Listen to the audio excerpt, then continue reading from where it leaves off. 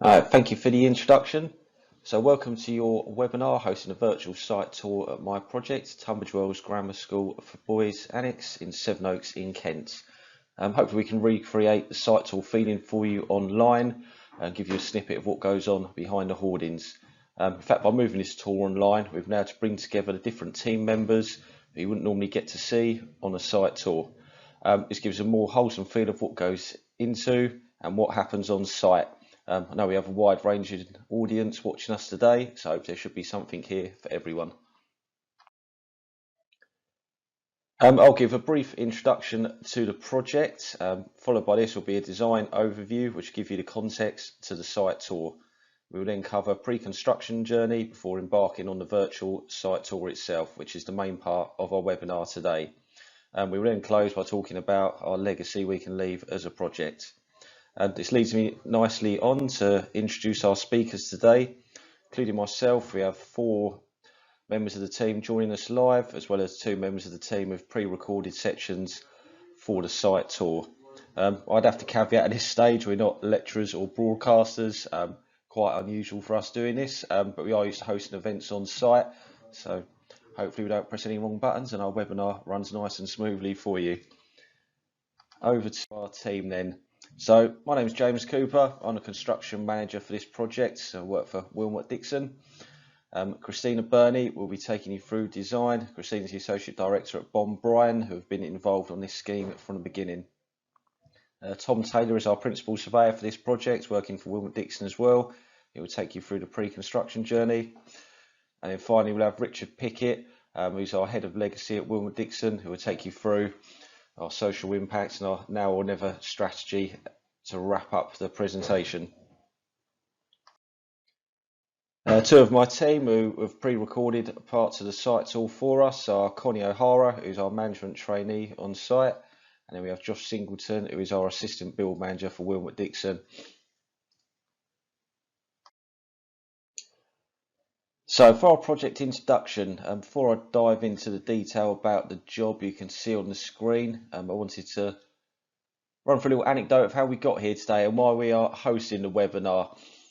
One of the great things about our construction work at Wilmot Dixon is kind of our ability and our desire to have a positive social impact, to be able to create opportunities for students and persons to improve their life, to get an opportunity. Working on school projects such as this kind of give us a great access to students, to the community. We can host site tours, get involved with lessons, host events such as this, and reach out and influence our audience. However, this project started during lockdown, started in November, so our usual opportunity to get into our adjoining schools, get into our local community wasn't there, so we've had to come up with a way to reach out whilst being somewhat disconnected. So during pre-construction, kind of a little idea spawned, which was why don't we create little weekly update videos. These were then going to be issued to the students of the 3 adjoining schools and give them a feel for what goes on site. Again, these little videos were well received. So they started off quite, I suppose, amateurish would be the best word for them, a bit Blair Witch, but yeah, it's new to us. We were learning, and I have to say now they're quite slick. Connie, who you'll see later, has kind of really taught herself how to use the software and put together slick kind of 2-3 minute updates. So these videos were kind of obviously shared with the customer team, and it developed from there. So yeah, Joe Johnson, who's our project manager at Kent County Council, as part of CIOB Novus at Maidstone, I think we're sitting in one of their regular meetings, and the discussion about the site tour element has been missing for the last year. Obviously, visitors can't come to construction projects. Is there any ideas on how this could be replicated? And Joe kind of volunteered our little update videos as an alternative. So when I was first approached, it was, can we do an extended site tour video? And we said, yeah, great. We're happy to help out. Let's meet with Beverly and the CIOB and see what we can do. And as you can probably imagine from that meeting, it's developed into hosting a webinar here for you today, which is fantastic. It just kind of shows that the smallest idea just at pre-con to overcome a hurdle can just develop into something like this, which the benefits can be wide-ranging and have a great impact. So that's my little story about how we got here, and on to the project then. So the project introduction, what we're doing. So yeah, our customer here is Kent County Council. We're going to play a little video after this, 30-40 seconds, a little flyover over the site. You'll see the plot of land is absolutely massive. And Wilmot Dixon and Kent and a lot of our partners, including Christina at Bonbrine, have actually been involved here since 2013. That's when we started to design the first school. So the site itself has 3 schools on it. We're currently working on Tunbridge Grammar Annex, which is the 3rd one, due to be completed in end of 2021 this year. The previous school to that was the Wilder Kent Grammar School, which again was Wilmot Dixon with Kent and Bonbrine, which handed over in 2018. And then the first one here was Trinity School, which completed in 2016, with pre-con having started back in 2013. So yeah, a long project which is having a massive impact in Sevenoaks. 3 schools on one plot is quite unheard of, quite unusual. You'll see from the numbers there, it's almost well over 2,000 capacity for students on this site. So the new annex we're delivering, it's almost the final piece in the puzzle. Once that's completed, the whole sports facilities need to be upgraded. So again, the 3 schools all need to have their individual sports. So we're just currently going through the planning process for a couple of all-weather pitches and a natural sports pitch to be installed as part of our works as well. So I'll let the video roll and that'll give you a great overview. When the video starts, the building to the top is Trinity School, so that's the white render and the grey brick building. In the centre of the picture, in this kind of centre of your picture, is an L shape, which is white render, and again a reddish brown brick, which is the Wilder Kent Grammar School. And then the new site hopefully will be nice and distinguishable, concrete frame ongoing with the crane next to it. So I'll let that roll, and then once that's finished, Christina will take you through the design.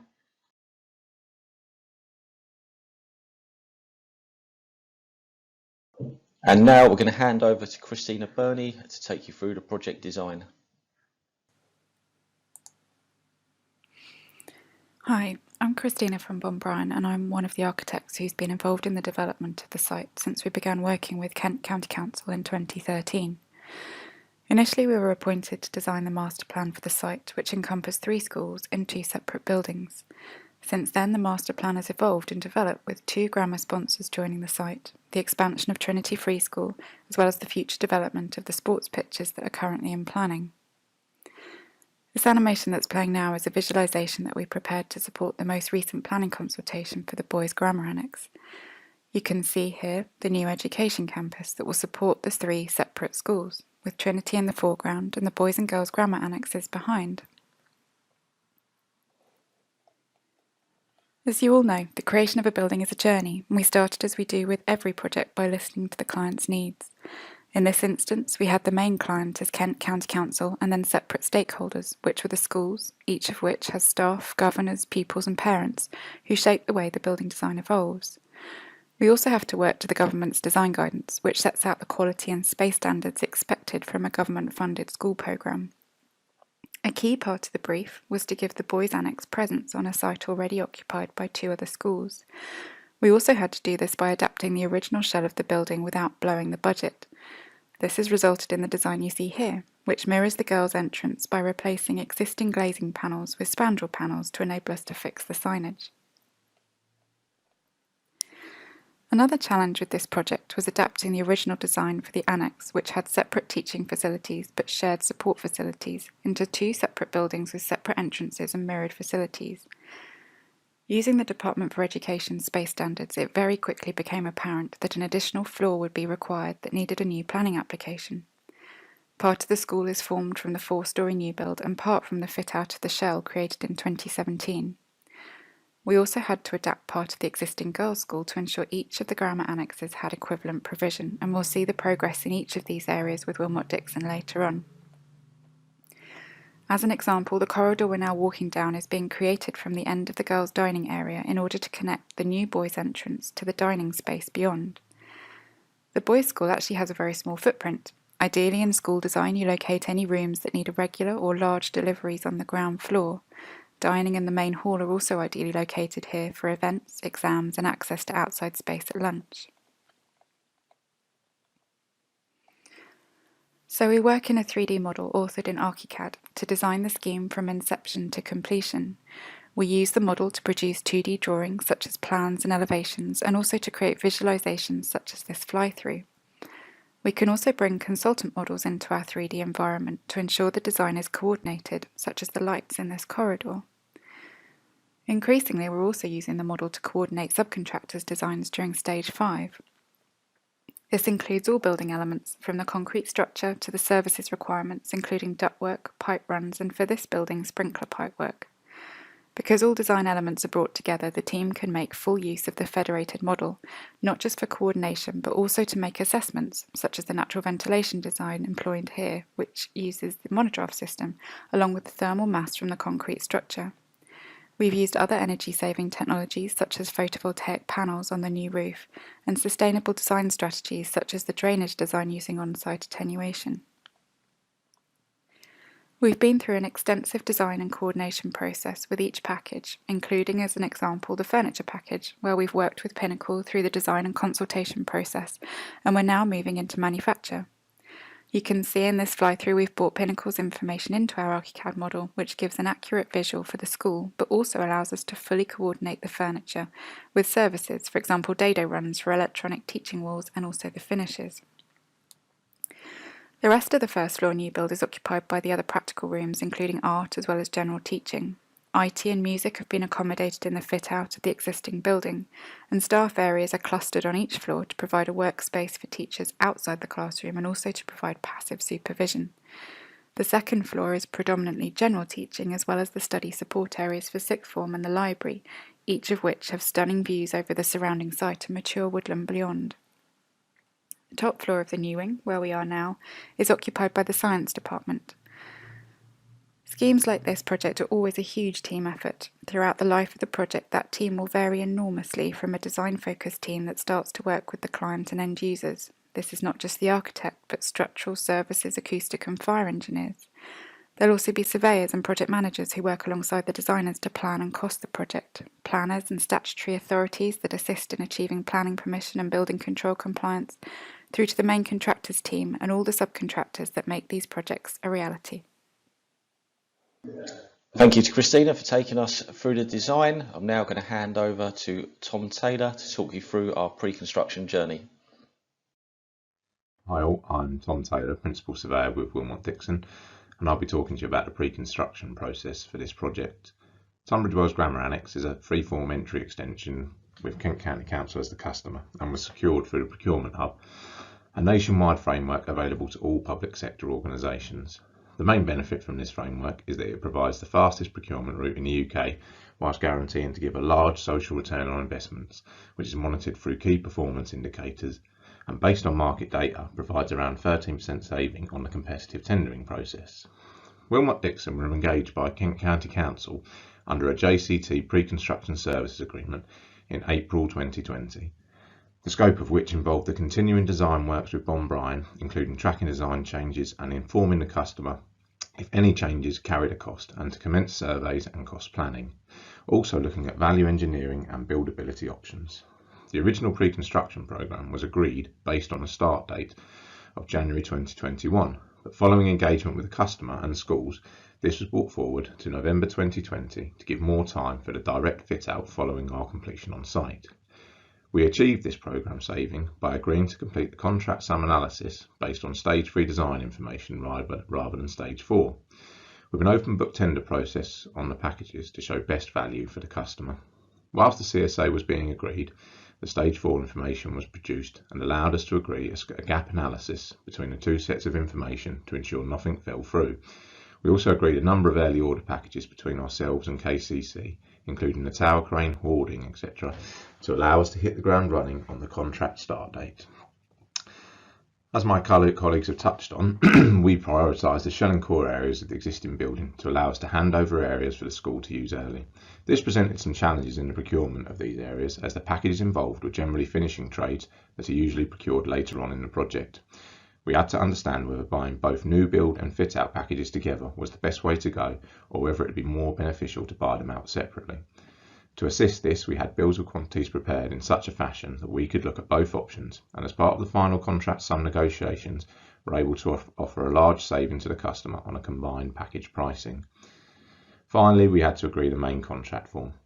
As noted, Procurement Hub is usually contracted under an NEC-free option A, but such is the flexibility of the framework, we agreed on this project to proceed with JCT DMB 2016, with KCC amendments that are largely based on the DFE framework, of which we're also a part. There was a period of negotiation over some of these amendments, but we reached a satisfactory conclusion in time to sign the main contract to allow us to start on site when required. I think one of the biggest challenges this project faced was around the communication in the pre-construction period. As it was the start of the original lockdown, we were unable to meet in person, and it's obviously presented problems in building relationships from the start. Everyone was getting used to video calling and understanding the challenges this represented. It also meant we couldn't follow our normal pre-construction process, such as our project launch, where all the stakeholders are gathered to understand their drivers for the project and how we can all work together to achieve them and to open up that relationship. In a similar vein, with people not being in the offices, there were concerns around achieving KCC's gateway sign-offs and how these would be managed. However, KCC were able to agree a more streamlined process for signing these off, and during the pre-construction process, the relationships between the project teams developed, and we overcame these hurdles to achieve a successful start on site date. I hope it's been informative for you and gives an appreciation of some of the challenges faced during the pre-construction process for this project. As you can see, there are a large number of parties involved in getting the pre-construction completed. Obviously happy to take any questions at the end of the seminar. Thanks for that, Tom. So now back to me then to commence our site tour. So before we dive into our videos of the site tour, so I'm going to roll a little video which just kind of takes you down our hall road and over into the site. And then after that, I will go through kind of the project phases, a high level view on programme, and introduce the team we need to run this size of project before we jump into our first part of the video. So we'll roll the video now.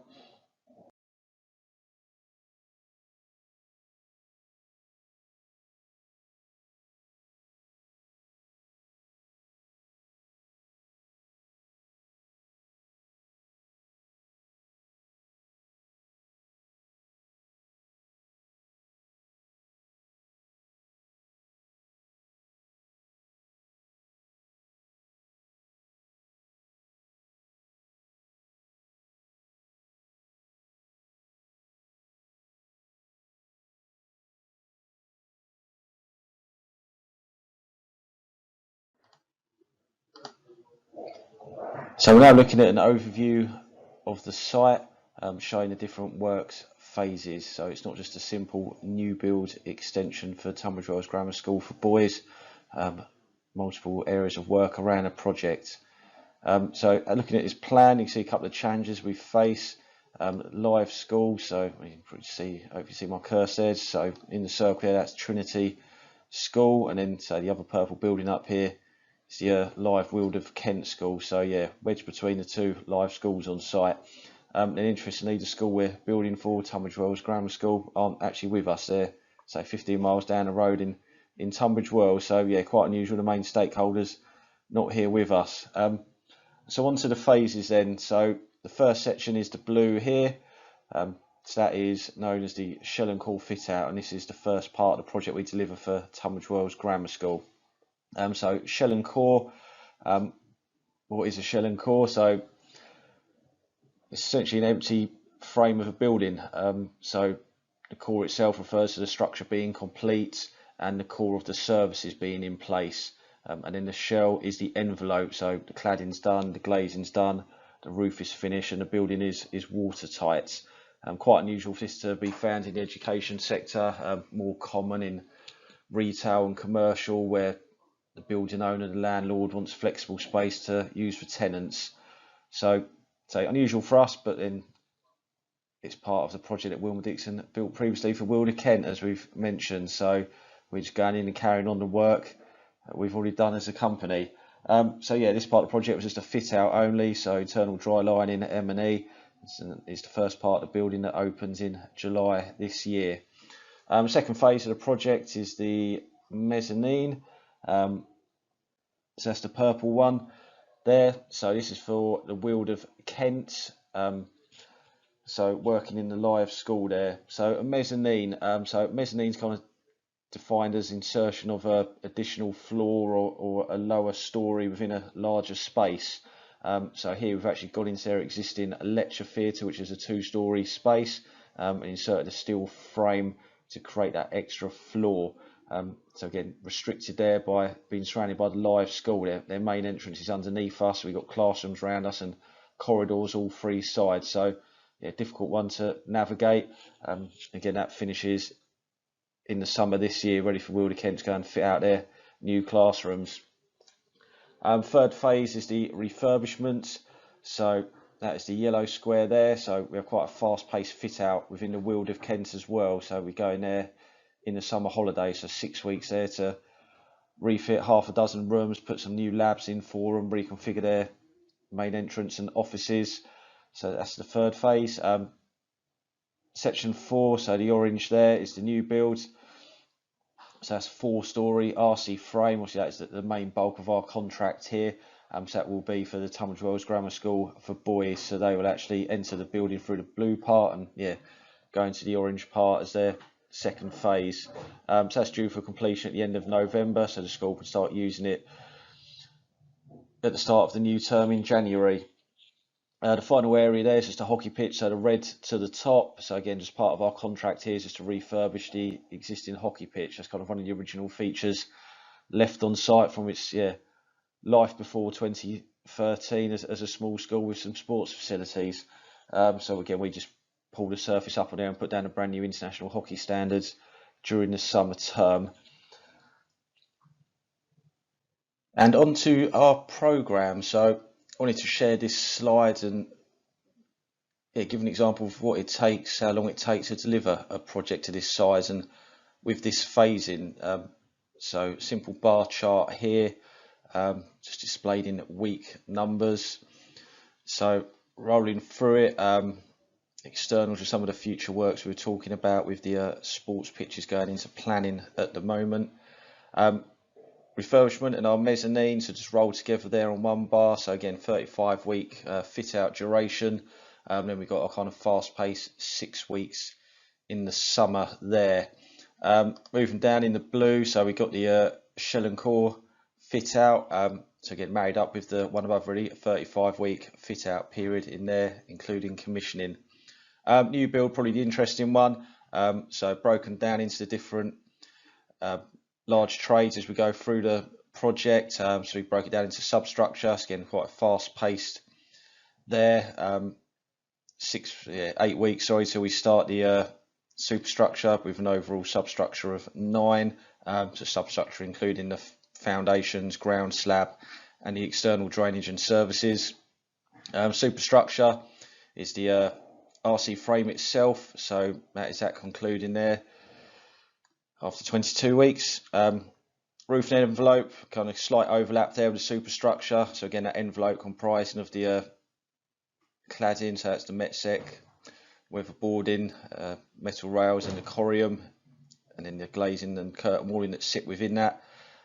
So again, a bit of an overlap, and then we get to a point where we're kind of happy to start the internals.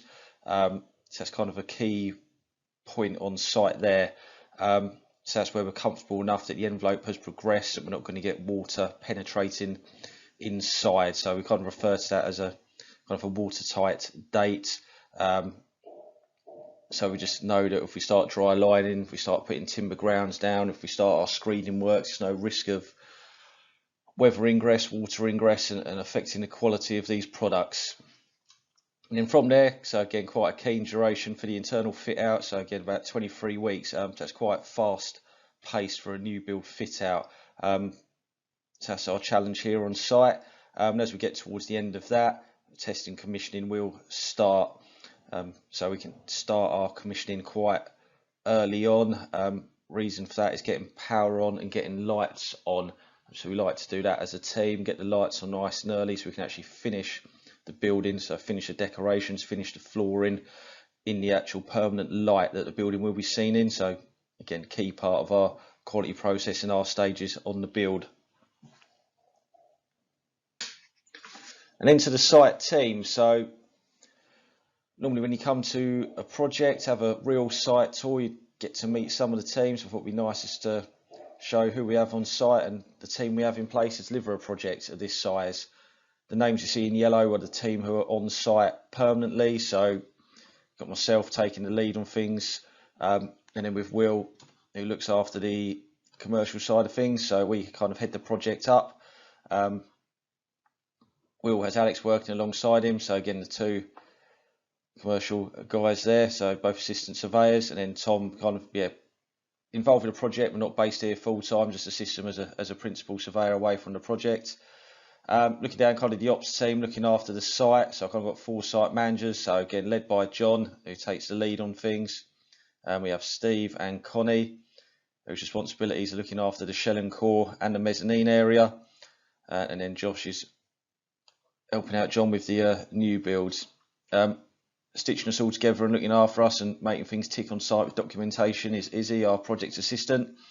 Other team members, so we have Dave, who's our design coordinator, again not based on site, was with us for the first kind of 12 weeks, making sure the design was finished and the contractor's design started. And then we have Chris, who's our ops manager at the top there, again not on site full time, but again probably with us 25% of his time as well. So that's our team.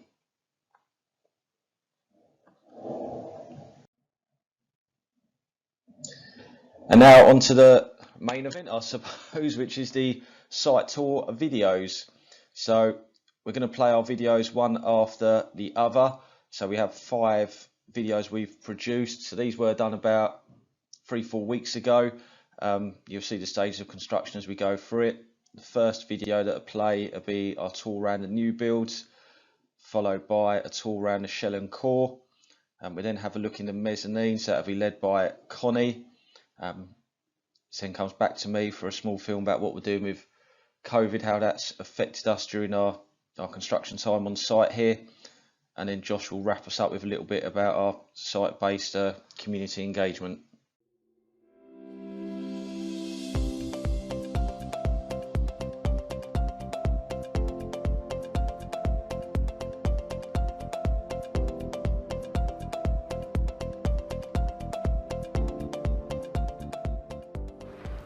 So hi, I'm James Cooper, Construction Manager for Wilmot Dixon. Welcome to your site tour. We're going to be taking a walk around the Tunbridge Wells Grammar School for Boys Annex in Sevenoaks, sited next to Trinity School and the Wilder Kent School on Seal Hollow Road. We're going to go have a look at the different elements and phases of the project, primarily the new build, a shell and core fit out and a mezzanine fit out and refurbishment. I'm going to be joined by some of my colleagues on the tour round as well, Connie O'Hara and Josh Singleton. Away we go.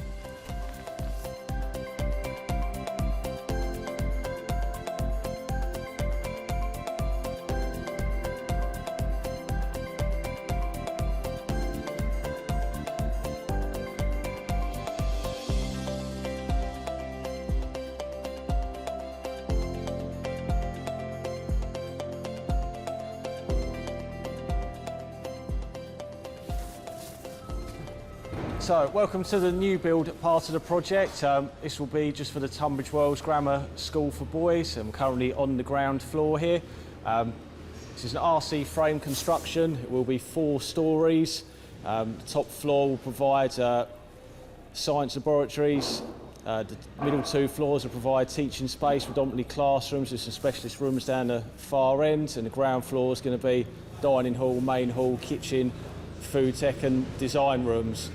We started on site here back in November, currently in week 18 of our programme, and we're due to finish at the end of November this year, so that's just for this phase. We're taking you now up through the rest of the RC frame, take you through the different stages of the construction. So on the ground floor, wanted to talk about the propping. So we've got one of our back props here. So one of the key things, the RC frames, understanding the temporary works and the sequence to construct it going up. What we have detailed on this project with our engineers, we always need 2 floors of propping in place. So one level of back propping, which is what we're looking at now. And then we'll see in other parts of the tour on the first floor where we've got an active pour above. We have the full temporary works design up there. Whilst we're on the ground floor, just take you through the history of the foundations here. So it's just a giant raft slab, just with thickenings around the outside to form a ring beam and some individual pads. The ground here, there was a level of made grounds across the top which we had to remove. And then the solid ground underneath actually tapers off from west to east of the building. So the foundations actually get deeper and deeper to actually find the solid ground underneath.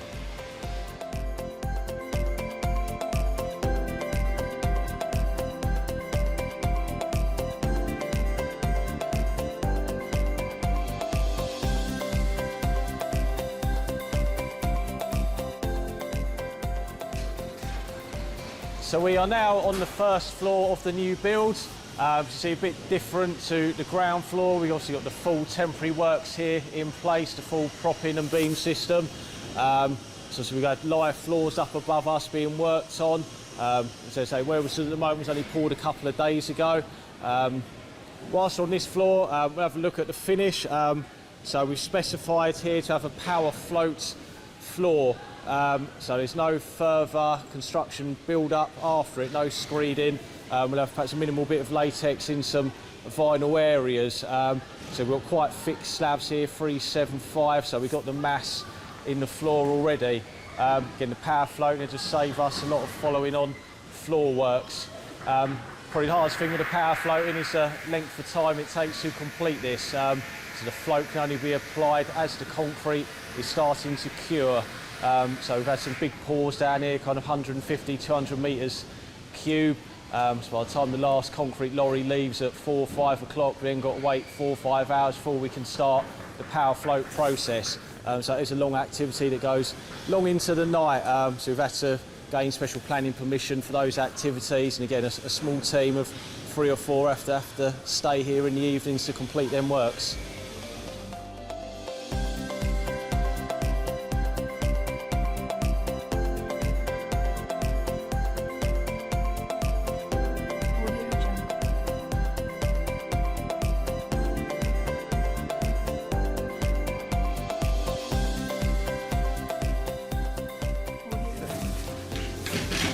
So welcome to the second floor. As you can see, very much all the activity up here.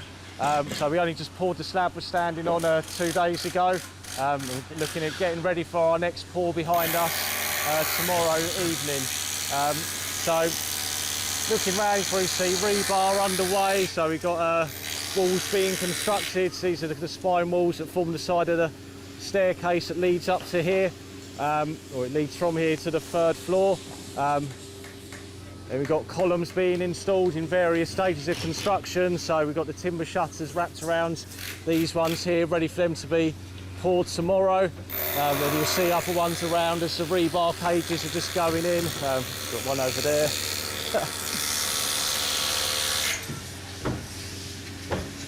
So another point to kind of show you up on this floor, something we've done here, which we like to do on all our projects, is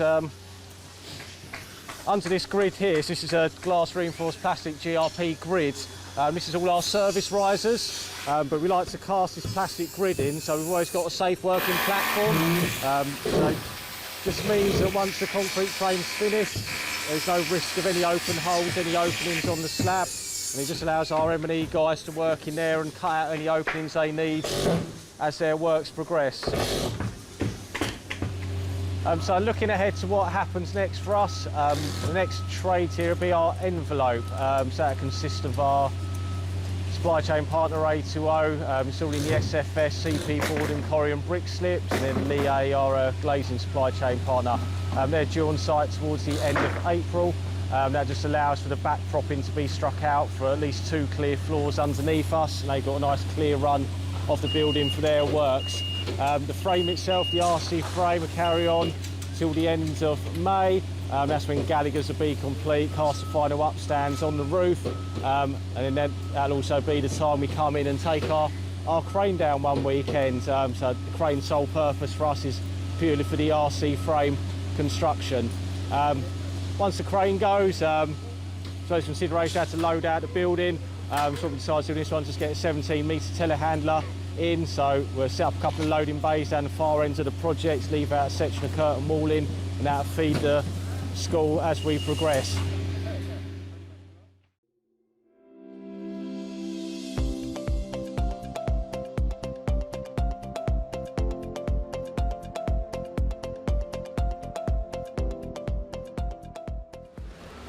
So we're now going to go and have a look at the shell and core fit out, as we call it.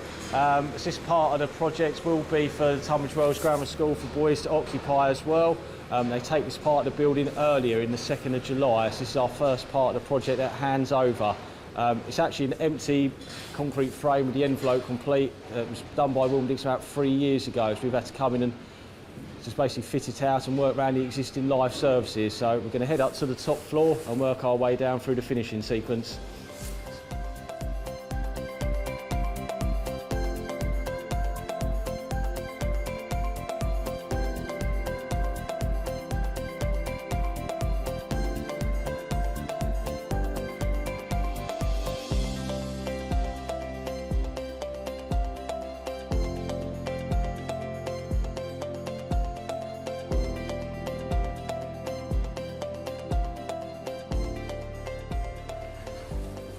So welcome to the 2nd floor of the shell and core.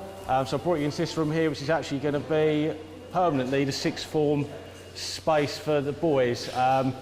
Goes through various stages of its use. When we hand over initially, it become a temporary kind of assembly room / canteen whilst we finish building the new extension and providing the new halls on the ground floor down here. So to give you a flavour of where we're at, obviously you see decorations, first coated, carpentry roll progressed, skirtings and doors all going in. Ceilings have just been finished recently. Our next activity up here is going to be doing the electrical fit outs of ceilings and sealing the lights. Then we'll be ready for power on, so we can start finishing up here. So very well progressed, in a good place to achieve handover. Some of the challenges we've had up here, has been working around the live services. The sprinkler pipe in particular has to stay live to protect the building, and it also runs through into the adjoining Wilder Kent School next door. So we have to do a lot of out of hours work, a lot of careful planning around school holidays to make sure we're doing adaptations and draining it down when the school has not been in use.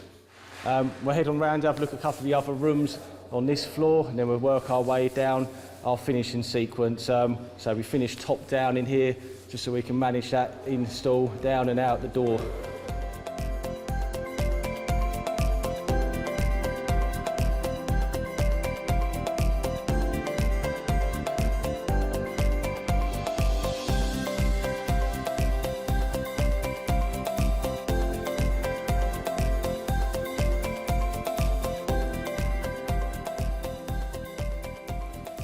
This has become one of the general classrooms for Tunbridge Wells Grammar School for boys.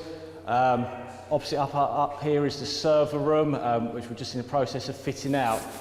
So we've pulled the server room forward in the programme. Again, normally it's quite a complicated room to get finished, needs to give the school plenty of time to get their IT up and running. So yeah, whilst we're kind of very much in build mode in the rooms, like the vinyl's down in the server room, the BT cables are going in, and the cabinets are being built.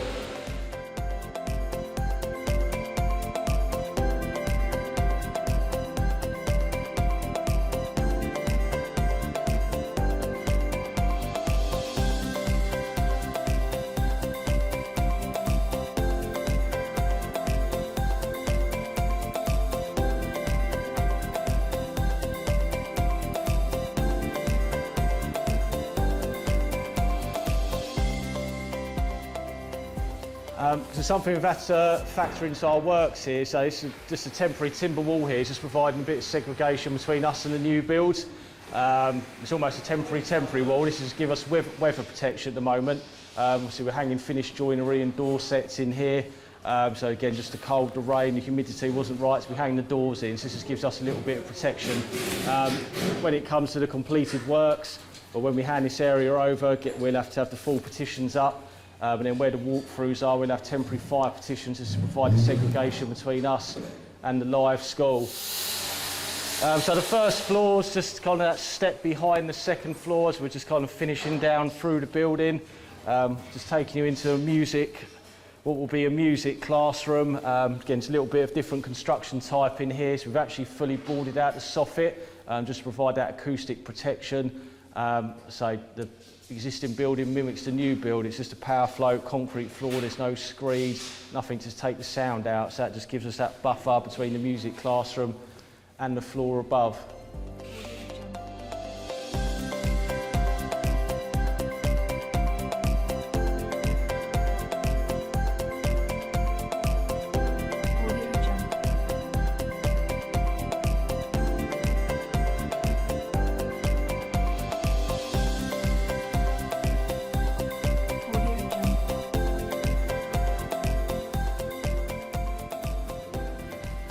So we're just going to head into now what will be actually the new entrance. You probably noticed as we come down the floors, our footprint's getting smaller and smaller.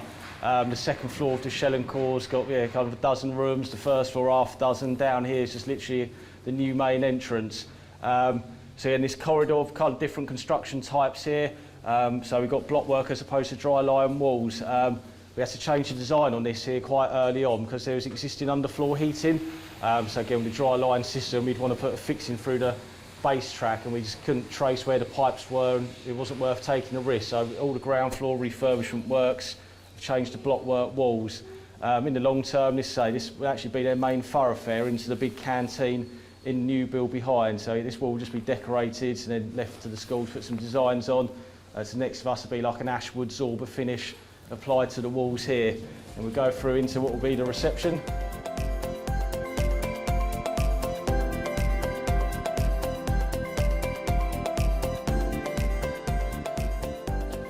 This area will end up being the new reception for Tunbridge Wells Grammar School for boys. So the new automatic doors will just sit behind us there. So we just blocked them off at the moment. That's where our hoist sits behind. So yeah, any visitors are walking through here. And so reception desk will just be in front of me there.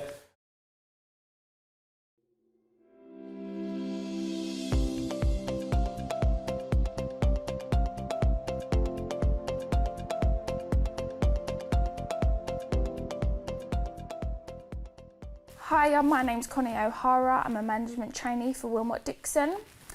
This is the mezzanine area. This is for the Weald of Kent Grammar School for Girls. This was initially an existing double height lecture theatre. We have completed the mezzanine floor by putting in a steel frame. These will comprise of both ICT rooms and music rooms. This is the second floor mezzanine area. Here we are using through build construction cassettes, which is a solution for both fire compartmentation and acoustic performance. Here we have the two monodrafts, which will both be removed and reduced in size and replaced for the ICT rooms. And next we will be constructing partitions and moving on to first fix M&E, followed by taping and jointing. Due to this being a live school, we've used the summer holidays to complete work such as scaffolding and the craneage of the steel into the mezzanine area. Our choice of access has been to use a hoist due to logistics being alongside a pedestrian route. We also use the hoist to remove the bleacher seating, which we are storing and we will be reusing in the new build. Handover for this area will be the 21st of July. It's one of the things we wanted to talk about in this webinar is how COVID's affected us. Obviously some field construction projects have had to factor in over the last year. So we went live at the end of November, setting up the project, and we were working to the Construction Leadership Council's guidelines. Our projects were geared up for it. Personally, this is the fourth project I've had to deliver in the lockdown periods. Probably what we didn't anticipate was the third wave starting. We started on site in November. Quite happy that the pandemic was passing and then the third wave hit. again, as we were kind of geared up for it already, it didn't affect us a great deal. We had a couple of isolated teams who had to isolate, who were away from the project for a couple of weeks. The odd material that's been delayed a week due to outbreaks in the factories, but as a whole it hasn't affected progress. And again, with regard to safety on site, again, I'll take you around and show you some of the little changes we've made, not since the third lockdown, but changes we've implemented to our normal way, or what was our normal way of working. So out on site, again, we've just seen on the site tour, and even now, like communal areas, if we're walking around the project, we need to be wearing masks.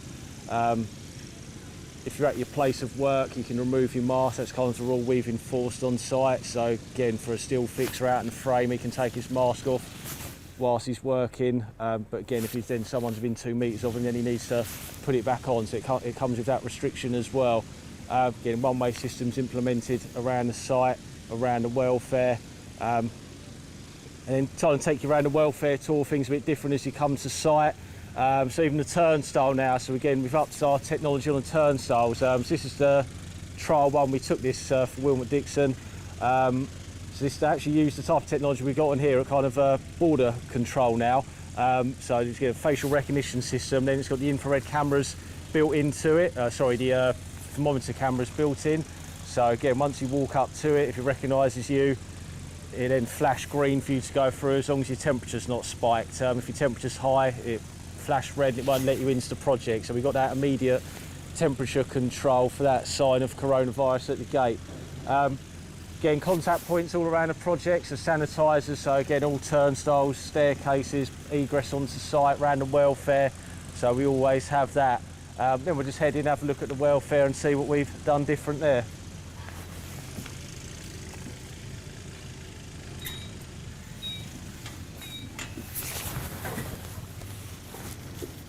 It's one of the strange changes we've had to make on site is not having visitors in the office. Obviously everyone working on site's used to the office being a vibrant place and plenty of team members in and out, visitors in and out. It's no visitors in our site offices. Again, that even applies to kind of contracts managers. So again, it's literally just the team and the supervisors working on site. Again, one-way systems implemented. So again, our office, again, 2 points of access now. So one way in, one way out, and we've got that all around the welfare setup. Again, sanitisers at the point of entries. Again, we even have to kind of put a little change, just trying to discourage people just from walking up the stairs and come and see us like they always do. There's always that concern, you just have that one visitor, sales rep, anyone coming in could bring the virus to the office. So a decision was made just to stop with the visitors. So walking around the rest of the welfare, so we had to add a number of additional units down here just so we had the space on site. So we've got shared canteen, toilet, drying room.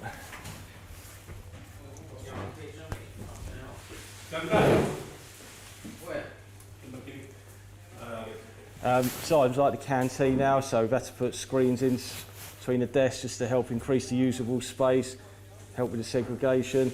And again, the cleaner comes in here, so we have a full-time cleaner on site now, round around the welfare all day. He'll just clean the tables, flick the signs over to green just to say that he's cleaned them and they're ready to use. Hi, my name's Josh Singleton. I'm Assistant Build Manager for Wilmot Dixon on the Tunbridge Wells Grammar Annex project. I've been tasked with completing the CCS and social value parts of the project. So for CCS, we had our first visit and we had a first score of 41 out of 50. We also had a clocks visit as well, which is the first time that I've taken part with that, and we had received a score of 24 out of 27. For our CCS and social value schemes, we've done donations to local food banks, which are based at the Trinity School next door to our site. We've also produced a book for local nursery schools. This is complete with sign language as well, just telling them what's going on site, what type of materials and plant we're using, and the day-to-day activities that are carried out. We're hoping to produce around 100 copies of this and get them distributed to local schools and nurseries. We also carry out a virtual work experience for local schools and colleges, where the students joined us online for a week in February. We produce weekly progress videos which go on our YouTube channel. They also go on the CCS Best Practice Hub. We also employ a lot of local labour. Our ground worker Gallagher are based in Maidstone, a few miles from site. We also have Maybourne and Russell, which are our electrical contractor, again, which are based locally, and Express Dry Lining, which are based just outside of Kent, but just within our 20-mile radius. Obviously, we're building a great school and a great facility here, which leaves a great legacy behind us, but we also want to leave a great legacy within the community once we've gone.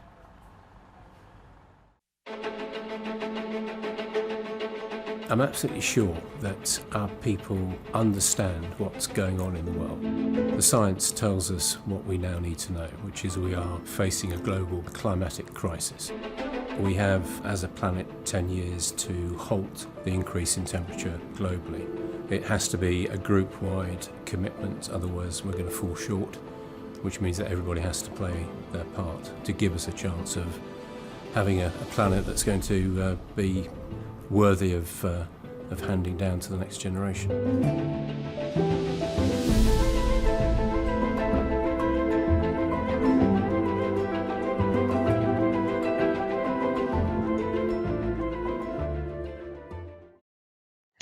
Hello there, yes, and my name is Richard Pickett, and I head up the legacy team at Wilmot Dixon's London and South office. And my team look after the environmental and sustainability credentials throughout our projects, very much within terms of compliance, but also going above and beyond in those fields, but also around the legacy and the social value that we deliver for the communities and the customers for which we work. Today I've been asked to give you a little bit of an introduction to our new strategy, Now or Never, which was launched back in September 2020, building on the success of the outcomes we delivered over the previous 10 years, where we were carbon neutral, reduced our waste intensity, and transformed the lives of over 10,000 young people. So Now or Never focuses on 3 key themes and around 4 enablers. And Brilliant Buildings looks at the product that we deliver for our customers and in moving towards a much more sustainable, operational and embodied building, whilst Building Lives looks very much at the community and the social value and ensuring that there's no issues with exploitation on our projects as well. Meanwhile, Better Planet looks at delivering a better natural and improved natural environment around our projects for the enhancement of the community and the customer that we are delivering for. And this is delivered through 4 key enablers, where we are a trusted partner to our customer and our supply chain, who we work with one team, driving this through as change makers, ensuring that the best we can be. So Brilliant Buildings very much looks round our ambition to deliver by 2030 all buildings and major refurbishments to achieve operational net zero. And this is very much looking at ensuring that we have an efficient fabric to the building. It is as airtight, as energy efficient as it possibly can be, and that is supplied with on-site renewables such as solar photovoltaics, or PV as it's known. And then if there isn't sufficient on-site generation, then that power is provided by renewable electricity sources remotely. The next important thing about the buildings that we will be delivering over the next 10 years and beyond is that they are climate ready, or future climate ready, as climate change imposes a warmer situation to our buildings. Our strategy sits at looking at the predicted 1.5 degree increase by the end of the century and designing to that outcome. Anything more than that will then stretch the challenges of design and construction. And subsequently, something that is very important with construction is the embodied carbon of those buildings and moving towards a position of zero embodied carbon. And we're doing some major work now on looking at key areas such as concrete and steel to ensure that we specify and take our customers on the journey of identifying these materials as required. And then finally, by 2040, our supply chain will achieve net zero operational carbon, and this is really round the electrification of all our processes and procedures and the complete removal of fossil fuels from our operations by 2040. So that will enable our supply chain to achieve the net zero operation that they require. So how does that sit in terms of the Tunbridge Wells Grammar Annex projects? Well, what we do know and what we've sought to deliver here is a compliant design. There is a wide range of low energy lighting solutions. We also utilising a number of low water solutions. Water is a very high carbon commodity by the time it's been processed and delivered to buildings for in a portable state. And WD photovoltaic solar system will be put on, which works towards the building's aim to reduce its carbon emissions. We're also looking on this building to implementing our energy synergy, which will look at building performance and looking at closing the difference between the designed energy use and the actual energy use, which is the performance gap. And this is where energy synergy supports these outcomes. As we move on to building lives, we're looking at here at how we deliver high impact social value, which can deliver and demonstrate and meet the needs of local communities. So what we do know is that a lot of our customers want communities engaged in projects and the projects to invest in those communities through things such as local spend, training and educational outcomes. And all our projects seek to deliver at least 5% social value, but on average at this moment in time we tend to deliver in the region of 7.5%. And the other thing around this also is how we set the standard for social value in our sector in terms of engaging with companies with a purpose beyond profit or a social conscience, very much around social enterprises and charities and what we call the third sector. But also within this is eradicating modern slavery and exploitation from our supply chains. And under building lives, this is a key action that whilst we seek to eradicate it and ensure it's not in our supply chains in the UK, we're making every effort for removing it within the supply chains externally. And then finally, it's about opportunity to people, particularly the young or those between careers, particularly those that are hard to reach, where we can connect with them and improve their lives through the mentoring and the career guidance we will give, but fundamentally provide opportunities to young people through employment in our supply chain partners and beyond into Wilmot Dixon.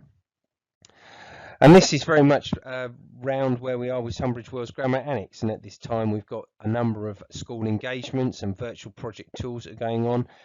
If we hadn't had COVID, then we would be doing a number of these things on site and providing some real hands-on involvement on the project. But some of that can be provided through the virtual platforms.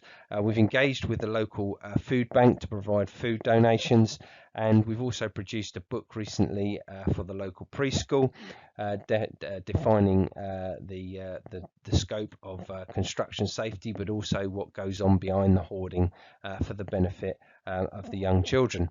And all our projects as normal are registered with the Considerate Constructor scheme, and our current score of 41 out of 50 and clocks in relation to goods movements on our projects as well, 24 out of 25.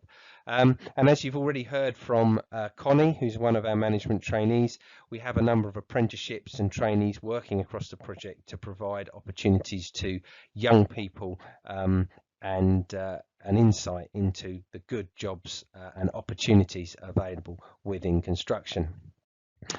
And then finally, we look at Better Planet, and here we're looking at how we're working towards becoming a zero company without offsetting. And over the last 10 years, we have become carbon neutral by offsetting our carbon emissions. But certainly by 2030, our business will be completely electrified and supplied by renewable energy. And in order to achieve that, will enable us to achieve the zero offsetting or without offsetting element to this. Meanwhile, our supply chain have another 10 years, as mentioned earlier, to achieve this outcome. We'll also generate zero avoidable waste. This is waste that we could design out or not create in the first place, trying to avoid it going not only to landfill, but being carted around to other sites and things along those lines, or not generating it in the first place. And there's a lot of work that needs to be done this as an industry, but as a contractor, we will get to a position where single-use items, for example, are not on our projects, and projects are designed to a point where things are coming in made ready to be installed. And as I've already mentioned, water is very important, and we're looking at trades and elements of the project where we can reduce water usage. Slightly a little bit challenging if we were building a swimming pool, but we're not with this project. But water needs to be reduced in terms of our operations, and we're making a big effort here to halve our usage. And then finally, in terms of Better Planet, it's about delivering an environmental net gain, and here we're going to be using the biodiversity matrix provided by DEFRA, and ensuring that all projects provide a biodiversity net gain to enhance the natural environment. And several reasons for doing this. It not only provides a better environment around the project, certainly during but after the project is completed for the local community, but it enhances the biodiversity of the ecosystems and the just the insects, the bugs, the birds, all those things that we know around the project to provide an excellent outcome. So finally, what are we doing here? Well, I can tell you now that we've got a very efficient site set up, supplied by renewable energy.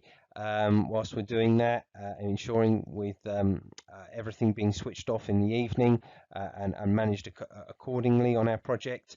A number of the project is reusing key items, materials and equipment such as bleacher seating and timber and lighting and things along those lines. And to ultimately reduce the impact of our team and the project on the local environment and the emissions. COVID has pushed us in the direction of online meetings and reduced mileage, but we're certainly continuing on with that and challenging the status quo of, do I need to come face to face for meetings, and can I ensure that those meetings are in place? So that concludes my presentation around Wilmot Dixon's new Now or Never strategy, and now I'll pass you over to the final video, which summarises our thoughts for the future. Thank you very much for your time.